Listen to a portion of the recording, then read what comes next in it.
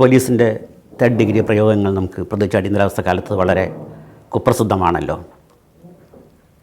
ഒന്നും റിപ്പോർട്ട് ചെയ്യാനില്ല എങ്കിൽ അവർ മൂന്നാം മുറ ഉപയോഗിക്കും.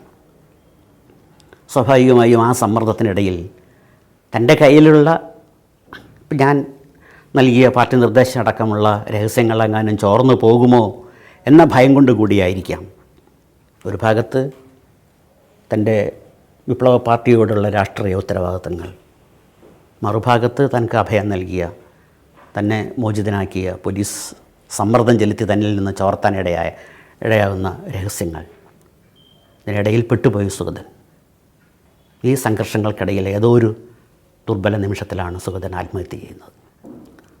ഇതാണ് എൻ്റെ അധ്യാപക ജീവിതത്തിലെ, പ്രത്യേകിച്ചും വയനാട്ടിലെ ആദ്യത്തെ എനിക്ക് വളരെ അടുത്തറിയാവുന്നൊരു രക്തസാക്ഷിത്വം സുഗതൻ്റേതാണ്. പിന്നീട് എത്രയോ രക്തസാക്ഷിത്വങ്ങളിലൂടെ, ആത്മഹത്യകളിലൂടെ, കൊലപാതകങ്ങളിലൂടെ, എൻ്റെ ഏറ്റവും അടുത്ത ആൾക്കാരുടെ വിയോഗങ്ങളിലൂടെ എനിക്ക് കടന്നു പോകേണ്ടി വന്നിട്ടുണ്ട്. പക്ഷെ അതിൽ ഞാൻ ഏറ്റവും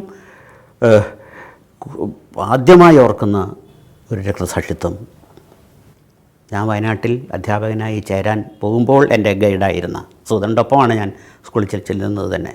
സുഗതൻ്റെ ആത്മഹത്യയാണ്.